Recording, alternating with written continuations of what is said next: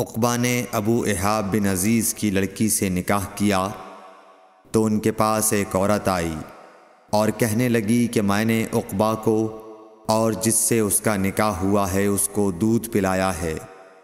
یہ سن کر عقبہ نے کہا مجھے نہیں معلوم کہ تو نے مجھے دودھ پلایا ہے، نہ تو نے کبھی مجھے بتایا ہے۔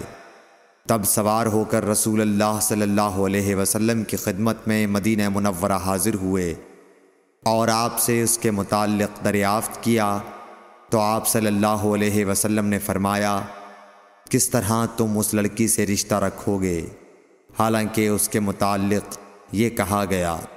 تب عقبہ بن حارث نے اس لڑکی کو چھوڑ دیا اور اس نے دوسرا خاوند کر لیا۔ صحیح بخاری حدیث نمبر 88۔